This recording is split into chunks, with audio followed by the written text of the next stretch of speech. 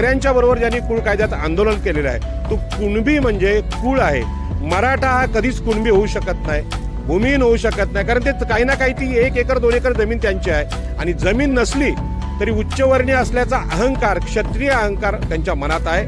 आणि ही मानसिकता आहे, क्षत्रिय ब्राह्मणी मानसिकता, त्याच्या विरोधात बाबासाहेब आंबेडकरांची समतेची चळवळ आहे आता राहिलेला आहे. आणि म्हणून दिबा पाटील हे कोणते नेते होते?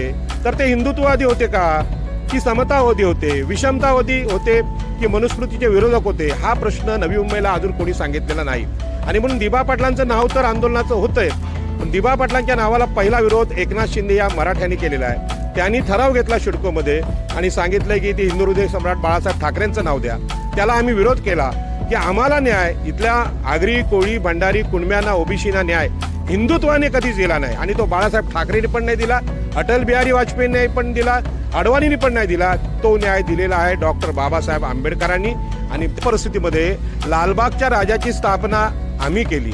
मुंबईची मुंबा देवी ही जी आद्य मातृदेवता आहे, म्हणजेच ती महामाया आहे, एकवीर आहे, तिचं मंदिर आहे आमचं. पण तिथे एकही कोळी ट्रस्टी नाही, कोळी मालक नाही. आणि याच पद्धतीने लालबागच्या राजाची स्थापना आम्ही करून सुद्धा पैसा मिळतो असं दिसलं की ब्राह्मण आणि मराठा ट्रस्टी तिथे कावळ्यासारखी झेप घेतात, म्हणजे कावळा तिथे. नमस्कार. आज CWC न्यूजमध्ये आगरी कोळी समाजाचे नेते राजाराम पाटील सर आलेले आहेत. राजाराम पाटील सरांची ओळख करून द्यायची गरज नाही, कारण की संपूर्ण मराठा आंदोलनामध्ये पाटील सरांचे व्हिडिओ हे मोठ्या प्रमाणात संपूर्ण महाराष्ट्रभरामध्ये मोठ्या प्रमाणात व्हायरल झालेत. ते म्हणजे त्यांच्या प्रखर अशा वक्तव्यामुळे.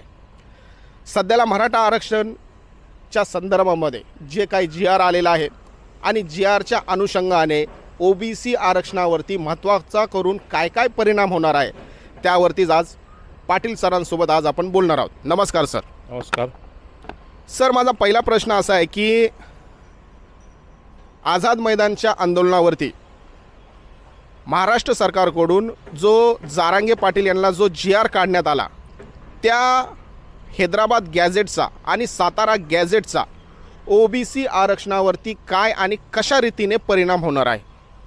आता हा जो GR काढलेला आहे, हा GR आपल्याला कल्पना आहे, याच्या मुळाशी जर आपण गेलो तर सुप्रीम कोर्ट आणि मागासवर्ग आयोग यांनी सांगितलेलं आहे की मराठा हा सामाजिकदृष्ट्या मागासलेला नाही, म्हणजे मराठा जात मागासलेली नाही. आणि म्हणून त्याला सुप्रीम कोर्टाने आणि संविधानिक जो आरक्षणाचा पाय आहे समतेचा, त्यानुसार हे आरक्षण नाकारलेलं आहे. असं असताना संविधानाच्या विरोधी जाऊन महाराष्ट्र शासनाने अशा प्रकारचा GR काढणं म्हणजे लोकांची फसवणूक आहे. हा काय कायदा नाही, तरीसुद्धा त्याचा धोका OBC आरक्षणाला आहे. आता आपल्याला कल्पना आहे, सगळीकडेच ही चर्चा आहे की मराठ्यांना कायद्याने आरक्षण देता येत नाही, हे शासनाला, सुप्रीम कोर्टाला सगळ्यांना माहीत आहे. आणि म्हणून पाठीमागच्या दारानं कुणबी दाखले काढायचे आणि आरक्षण देण्याचं हे षडयंत्र आहे. आणि हा जो GR आहे त्या GRचा आधार घेऊन आपल्याला माहीत आहे मराठा बांधवांनी अगोदरच मोठ्या प्रमाणात कुणबी दाखले काढलेले आहेत, त्यांना ती सवय आहे. मी माझ्या नेहमीच्या भाषेत सांगेन की या देशातला ब्राह्मण, क्षत्रिय, वैश्य म्हणजे उच्चवर्णीय हा मागासवर्गीय समाजाची लूट करण्यात देशामध्ये प्रसिद्ध आहे. आणि म्हणून या GRने जेव्हा कुणबी दाखले मोठ्या प्रमाणात येतील तेव्हा कुणबी झालेले मराठे OBCचं आरक्षण खाऊन टाकतील. कारण उच्चवर्णीयांपासून संरक्षण म्हणूनच OBCच्या SC STच्या आरक्षणाची रचना आहे. हे संरक्षण कवच संपवण्याचा प्रयत्न या GRमध्ये महाराष्ट्र शासनाने काढलेला आहे. याचा अर्थ देवेंद्र फडणवीस, एकनाथ शिंदे आणि अजितदादा पवार ब्राह्मण आणि क्षत्रिय हे लोक शूद्रांच्या, OBCच्या विरोधी मागच्या हजारो वर्षात होते आणि आत्ताही आहेत, ही सिद्ध होते. गेल्या 5 सप्टेंबरच्या रोजी महाराष्ट्र सरकारच्या वतीने एक पत्रक बाहेर आलं आणि या पत्रकामध्ये मराठा आरक्षणाच्या संदर्भात जेवढ्या लोकांनी आत्महत्या केल्या त्या आत्महत्या करणाऱ्या परिवारांना 10 लाख रुपये देण्याचं मुख्यमंत्री सहाय्यता निधीमधून जाहीर करण्यात आलेलं आहे. महत्त्वाचं म्हणजे आत्महत्याची व्याख्या काय आहे आणि जर महाराष्ट्र सरकारच्या अधिकृत खात्यामधून जर आत्महत्या करणाऱ्या व्यक्तींना 10-10 लाख रुपये देण्यात येत असतील तर तुम्हाला असं वाटत नाही का की याच्यामुळे आणखी महाराष्ट्रामध्ये आत्महत्या केल्या जातील? दुसरा प्रश्न यालाच रिलेटेड आहे की आजपर्यंत महाराष्ट्रामध्ये ज्या ज्या अनुसूचित जाती, अनुसूचित जनजाती, शेतकरी यांच्यावरती अन्याय अत्याचार झाला किंवा त्यांनी आत्महत्या केल्या त्यांना सरकारने एवढ्यापर्यंतची मदत दिलेली नाही. मग मुख्यतः करून मराठा समाजातील लोकांना 10 लाख रुपयाची मदत का आणि कशासाठी? आपल्याला कल्पना आहे की माणसाचं जे जीवन आहे किंवा भारतीय नागरिकांचं जीवन आहे, प्राण्यांचं जीवन आहे, हे संविधानाने अमूल्य ठरवलेलं आहे. त्या जीवाची सुरक्षा करणं, जीवन वाचवणं, त्यांच्या संपत्तीचं रक्षण करणं यासाठी संविधानातले कायदे आहेत. आता आपल्याला कल्पना आहे की मराठा आरक्षण हे बेकायदेशीर आहे, म्हणजे उच्चवर्णीय शोषक जातींना हे आरक्षण मिळू नये अशा प्रकारची संविधानाची रचना आहे. आणि समतेच्या तत्वाने ओबीसीना SC STना आरक्षण मिळाले. समतेच्या तत्वानेच ओबीसी यांना मिळालेलं आरक्षण मराठ्यांना नाकारलेलं आहे. म्हणजे जे आरक्षण मराठ्यांची आरक्षणाची मागणी जर असंविधानिक असेल तर त्यासाठी केलेल्या आत्महत्या ह्या सुद्धा बेकायदेशीर ठरतात. आणि कायद्याने आत्महत्या करणं हा गुन्हा आहे हे आपल्याला सगळ्यांनी सांगितलं जातं.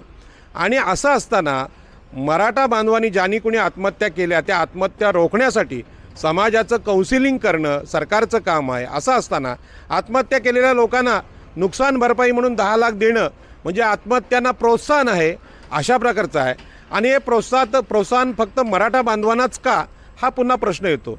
आणि आपल्याला माहीत आहे की याच उच्चवर्णीय जातींच्या ब्राह्मण क्षत्रिय वैश्य या जातींच्या अत्याचारांमध्ये म्हणजे ॲट्रॉसिटीच्या केसेस आहेत त्यामध्ये अनेक लोकांना घरामध्ये जाळलेलं आहे, ठार केलेलं आहे. अनेकांच्या गुन्ह्याचा शोधच लागत नाही, पुरावेच मिळत नाही. अशा लोकांना सरकार नुकसान भरपाई किंवा न्याय द्यायला तयार नाही.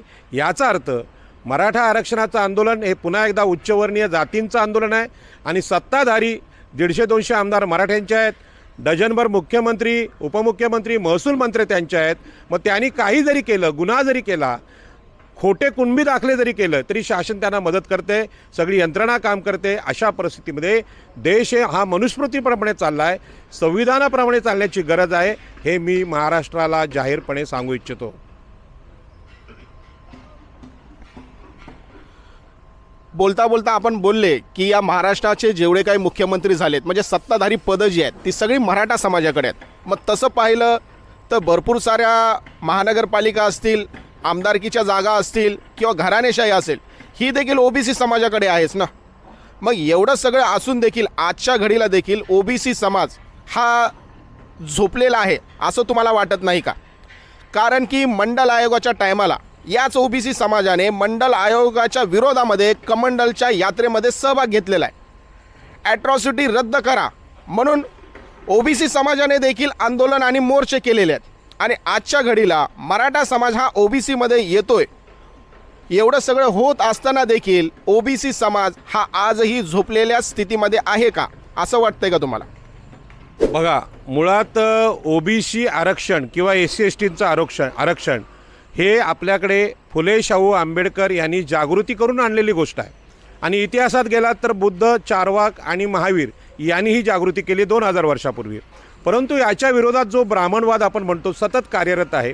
आणि तो कार्यरत असलेला ब्राह्मणवाद हा स्त्री शूद्रांना गुलामीत ठेवण्यासाठी आजही काम करते. आजही महाराष्ट्रात म्हणजे स्वातंत्र्यानंतर 70 वर्ष देशात झाली. या 70 वर्षानंतर मराठे हे क्षत्रिय की शूद्र हे आपले महाराष्ट्रातले विचारवंत निश्चित करू शकलेले नाहीत. परंतु लोकप्रतिनिधित्व पाहिलं म्हणजे लोकांचं राजकारणातलं जे प्रतिनिधित्व आहे मराठ्यांचं, प्रशासनातलं आहे, पोलिसांमधलं आहे, कलेक्टरमधलं आहे आणि सगळ्या सहकार क्षेत्र, बँकिंग, जमिनी, ऊसाची शेती यामध्ये मराठ्यांनी 60% अधिक जागा व्यापलेली आहे. यामुळे आजच्या घडीला मराठे हे क्षत्रिय शासक जमीनदार ठरतात. ओबीसीना काही प्रमाणात मंडल आयोगानंतर स्थानिक स्वराज्य संस्थांमध्ये आरक्षण भेटलं, राजकीय आरक्षण भेटलं. ते आरक्षण संपवण्यासाठी जरांगेंचं आजचं आंदोलन आहे. कारण मराठ्यांना ECBC म्हणजे SCBC आणि EWS हे दोन्ही आरक्षण असताना त्यामध्ये फक्त राजकीय आरक्षण नाही म्हणून ओबीसीमधूनच आरक्षण पाहिजे हा अट्टहास जरांगे करतात. अशा परिस्थितीमध्ये मला असं वाटतं की फुले शाहू आंबेडकरांच्या पुरोगामी महाराष्ट्रानंतर आता आमच्याकडे गुलामी आलं आहे. आणि याचं उदाहरणच असं आहे की मुख्यमंत्री देवेंद्र फडणवीस हे ब्राह्मण पेशवे आहेत, उपमुख्यमंत्री अजितदादा पवार आणि आपल्याला एकनाथ शिंदे आहेत म्हणजे मराठा आहेत. म्हणजे सत्ता ही ब्राह्मण क्षत्रियांची आज असेल तर पुन्हा एकदा मनुस्मृती महाराष्ट्रात आहे. आणि या परिस्थितीमध्ये ओबीसींना या JRमुळे जागृतीची संधी आलेली आहे. ओबीसी झोपलेला आहे, गुलाम आहे, नोकर आहे, चाकर आहे म्हणजेच कुणबी आहे. आणि असं आम्हाला क्षत्रियांना पुन्हा कुणबी व्हायचं आहे, शूद्र व्हायचं आहे. याचं कारण डॉक्टर बाबासाहेब आंबेडकरांच्या समतेच्या चळवळीनं ब्राह्मणवादाचा पराभव होत आलेला आहे. आणि म्हणून आता ते घुसखोरी करून समोर कायद्याने मिळवता येत नाही. सुप्रीम कोर्ट नाकारतं आहे, सगळे नाकारतायत, हायकोर्ट नाकारते, मागासवर्गीय आयोग नाकारते. म्हणजे दाखले काढून दुधामध्ये गटाराचं पाणी मिसळणं हा शब्द बाबासाहेबांनी वापरलेला आहे. तो याप्रमाणे आता काम चालू आहे. आणि अशा परिस्थितीत मी असं समजतो CWCमध्ये आपण जेव्हा पहिल्यांदा बोललो तेव्हा महाराष्ट्रात जे आरक्षणाची चर्चा करत होते ओबीसी नेते बोलायचे की ओबीसीना धक्का न लावता आरक्षण द्या. याचाच अर्थ ते मराठ्यांच्या आक्रमक आरक्षणाचा स्वीकार करत होते. तिथे असं बोलायला पावतं की आरक्षण ओबीसीना असतं, आरक्षण हे SCला असतं, आरक्षण हे STला असतं. मराठ्या ह्या उच्च प्रगत सत्ताधारी जमीनदार लोकांना आरक्षणच नाही, त्यांना आरक्षण नसणं हा न्याय आहे आणि मागासवर्गीयांना असणं हा न्याय आहे, समतेचा न्याय आहे. पण मागच्या ओबीसी नेत्यांना मराठ्यांच्या विरुद्ध बोलता नाही, आजच्या नेत्यांनासुद्धा मराठ्यांच्या विरुद्ध बोलता येत नाही. आणि म्हणून GR काढून शासनाने ही मागच्या दाराने घुसखोरी सुरू केलेली आहे. या घुसखोरीला ब्राह्मणांचा पाठिंबा आहे, वैश्यांचा पाठिंबा आहे, मराठ्यांचा पाठिंबा आहे. अशा वेळी ओबीसीने जीव वाचवण्यासाठी रस्त्यावर उतरलं पाहिजे, न्यायालयात आलं पाहिजे. मुख्य प्रश्न आहे ओबीसी आजही गुलाम आहे. त्याला बाजू कोणाची घ्यावी कळत नाही. बाजू फडणवीसांची घ्यायची, शिंदेंची घ्यायची की पवारांची घ्यायची. तिन्ही लोक शत्रू असतील, तिन्ही उच्च जाती शत्रू असतील तर आगरी कोळ्यांनी, भंडाऱ्यांनी, कुणब्यांनी आपला स्वतःचा जीव वाचवण्याची लढाई असं समजून या देशाच्या सीमेवर जशी घुसखोरी होते परकीयांची तशीच देशाच्या समतेमध्ये विषमतेची घुसखोरी आता सुरू आहे. आणि म्हणून हे राष्ट्रीय आंदोलन आहे. म्हणून ओबीसीनी सर्व जातींनी उतरलं पाहिजे. आता यामध्ये भुजबळ साहेब लढत आहेत, हाके साहेब लढत आहेत, आमचे ससाने साहेब लढतात. पण हे माळी आणि धनगर 2 जाती लढताना दिसत आहेत. 375हून अधिक जाती मायक्रो ओबीसी यामध्ये असतील, तेवढे नेते दिसले पाहिजेत अशी विनंती मी महाराष्ट्राला करतो. आपल्या आरक्षणासाठी मोठा लढा उभारला पाहिजे असं मला मनोमन वाटतं. भारत स्वतंत्र होण्याच्या अगोदरपासून या देशामध्ये खोतो पद्धत होती. खोतो पद्धतीसाठी जर तुम्ही बघितलं तर कोकण आणि रायगड या पट्ट्यामधला खास करून आगरी कोळी समाज जो आहे याने भला मोठा असा लढा बाबासाहेबांच्या नेतृत्वाखाली दिला. आज आपण बघतो की जागोजागी दिबा पाटील साहेबांचं नाव एअरपोर्टला द्यावं म्हणून जागोजागी आंदोलन होत आहेत, निदर्शनं होत आहेत आणि त्याच्यामध्ये यश देखील प्राप्त झालेलं आहे. मात्र त्याच दिबा पाटील साहेबांनी ओबीसी आरक्षणाचा लढा देखील लढलेला होता.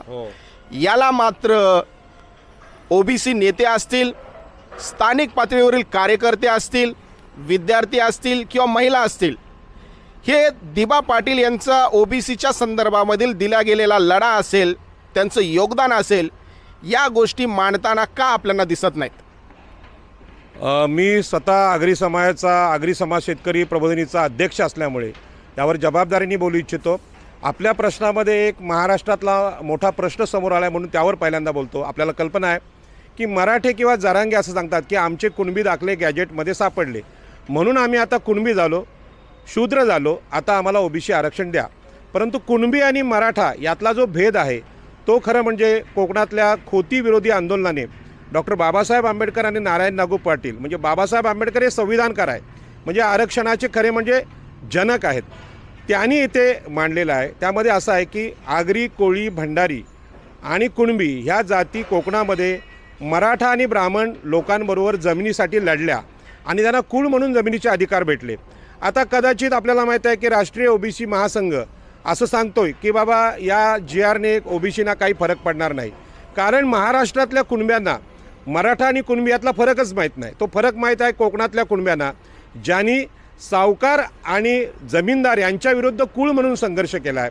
आणि हा संघर्ष इतका टोकाचा आहे की कोकणातले मराठे म्हणजे नारायणराव मराठे किंवा अन्य जे लोक आहेत ते सांगतात आम्ही 96 कुळी खानदानी मराठे आहोत, कारण या लोकांनी आपल्या पायाखाली इथल्या कुणब्यांना चिरडलेलं आहे. गुलामी काय असते, सेवक काय असतो, नोकर काय चाकर काय असतो, वेडबिगार काय असतो हे इथल्या कुणबी समाजाला माहीत आहे.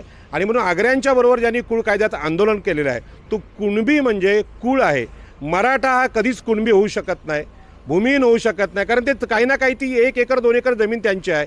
आणि जमीन नसली तरी उच्चवर्णीय असल्याचा अहंकार, क्षत्रिय अहंकार त्यांच्या मनात आहे. आणि ही मानसिकता आहे क्षत्रिय ब्राह्मणी मानसिकता, त्याच्या विरोधात बाबासाहेब आंबेडकरांची समतेची चळवळ आहे. आता राहिला प्रश्न आमच्या आगरी कोळ्यांचा.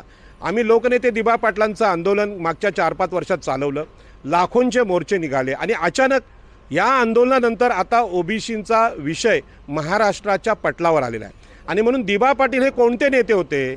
तर ते हिंदुत्ववादी होते का, की समतावादी होते, विषमतावादी होते, की मनुस्मृतीचे विरोधक होते? हा प्रश्न नवी मुंबईला अजून कोणी सांगितलेला नाही. आणि म्हणून दिबा पाटलांचं नाव तर आंदोलनाचं होतंय, पण दिबा पाटलांच्या नावाला पहिला विरोध एकनाथ शिंदे या मराठ्यांनी केलेला आहे. त्यांनी ठराव घेतला शिडकोमध्ये आणि सांगितलं की ते हिंदू हृदय सम्राट बाळासाहेब ठाकरेंचं नाव द्या. त्याला आम्ही विरोध केला की आम्हाला न्याय, इथल्या आगरी कोळी भंडारी कुणब्यांना ओबीसीना न्याय हिंदुत्वाने कधीच दिला नाही. आणि तो बाळासाहेब ठाकरेंनी पण नाही दिला, अटल बिहारी वाजपेयींनी पण दिला, अडवाणींनी पण नाही दिला. तो न्याय दिलेला आहे डॉक्टर बाबासाहेब आंबेडकरांनी आणि त्यांचे सहकारी नारायण नागू पाटील यांनी केला. आणि त्यांच्यानंतर लोकनेते दिबा पाटील आणि दत्ता पाटील यांचा नंबर लागतो. मंडल आयोगाच्या आंदोलनामध्ये आंबेडकरी जनता आणि नेते मोठ्या प्रमाणात होते. आदरणीय बाळासाहेब आंबेडकर त्याच्यामध्ये होते. पण यामध्ये दिबा पाटलांनी महाराष्ट्राचं नेतृत्व केलेलं आहे. जनार्दन कोठेकर आणि ॲडव्होकेट जनार्दन पाटील ही आगरी नावं मुंबईचं नेतृत्व करत होती. त्यामुळे एकेकाळी आग्र्यांनी ओबीसी आरक्षणाचं रक्षण केलेलं आहे, नेतृत्व केलं आहे. अशा परिस्थितीमध्ये उच्चवर्णीय ब्राह्मणवाद किंवा हिंदुत्व एवढं वाढलेलं आहे की आग्र्यांना आज आरक्षणाचं नाव घ्यायला लाज वाटते. त्यांना वाटतं की आरक्षण हे सगळं बौद्धांनी घेतलेलं आहे, म्हणजे SC ST जातींचं पण नाव नाही, बौद्धांनी घेतलं, आमचा त्याच्याशी काय संबंध? हा गैरसमज करून देणारी जी उच्चवर्णीयांची चळवळ आहे त्याला CWC सारख्या चॅनलने उत्तर दिलं पाहिजे. आणि आरक्षण हे OBC SC ST किंवा स्त्री शूद्रांना महात्मा ज्योतिबा फुले यांनी तत्त्वज्ञान मांडून इथे दिलेलं आहे आणि त्याचं प्रयोग आहे तो हा राजर्षी शाहू महाराजांनी केला आहे.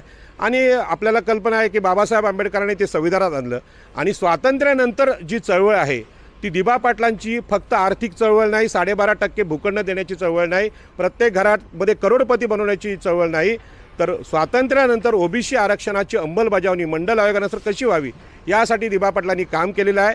आणि म्हणून दिबा पाटलांच्या या आंदोलनामध्ये आरक्षणाचा शब्द नाही. याचं कारण आगरी नेत्यांना आरक्षण म्हणजे काय हे समजावणारं काम अजूनही करता आलेलं नाही. आणि हे काम आपण करावं अशी विनंती सगळ्या पत्रकार बांधवांना आणि महाराष्ट्रातल्या आंबेडकरवाद्यांना मी करतो. आणि विनंती करतो की दिबा पाटील हे ओबीसींचे नेते म्हणून सगळ्या आंबेडकरवाद्यांना माहीत आहेत. ते बुद्ध फुले शाहू आंबेडकर यांचे पुतळे त्यांनी दासियाला उभे केले, त्यांचे फोटो त्यांच्या घरात आहेत, देवाचा कुठलाही फोटो नाही.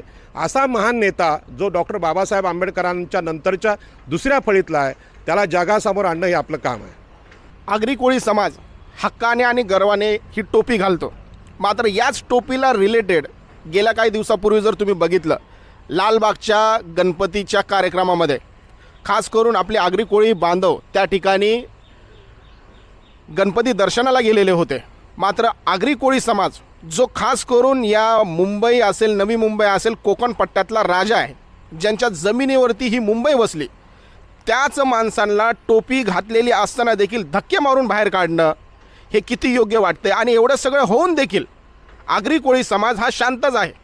यावरती आपण काय बोलतात? आत्ता जो प्रश्न आला की लोकनेते दिबा पाटलांचं आंदोलन आहे, पण शूद्र म्हणून, दास म्हणून गुलामीतून मुक्ती देण्याचं काम दिबा पाटलांनी केलं होतं. हा विचार आगरी कोळ्यांना कोणी सांगितलेला नाही. दिबा पाटलांवर तशा अर्थाची पुस्तकं नाहीत, चित्रपट नाहीत, मालिका नाहीत. या अज्ञानाचा फायदा अजूनही उच्चवर्णीय घेतात. आपल्याला कल्पना आहे की हे जे आंदोलन आहे धर्मातल्या अंतर्गत धर्मामध्ये ब्राह्मण क्षत्रिय वैश्य यांनी गुलाम केलेला आहे आणि त्या माध्यमातून धर्माची देवळं आणि जो धर्म प्रबोधनकार ठाकरेंनी सांगितलं हा कोणाच्या मालकीचा आहे? हा तर उच्चवर्णीय पुजाऱ्यांच्या मालकीचा आहे. आणि अशा परिस्थितीमध्ये लालबागच्या राजाची स्थापना आम्ही केली. मुंबईची मुंबा देवी ही जी आद्य मातृदेवता आहे, म्हणजेच ती महामाया आहे, एकवीरा आहे, तिचं मंदिर आहे आमचं. पण तिथे एकही कोळी ट्रस्टी नाही, कोळी मालक नाही. आणि याच पद्धतीने लालबागच्या राजाची स्थापना आम्ही करूनसुद्धा पैसा मिळतो असं दिसलं की ब्राह्मण आणि मराठा ट्रस्टी तिथे कावळ्यासारखी झेप घेतात. म्हणजे कावळा तिथला नारळ खायला उतरतो, आईचा आशीर्वाद घ्यायला जात नाही. याच पद्धतीने लालबागचा राजा आज उच्चवर्णीय जातींच्या हातात गेलेला आहे आणि म्हणून तिथं ढकललं जातं आहे.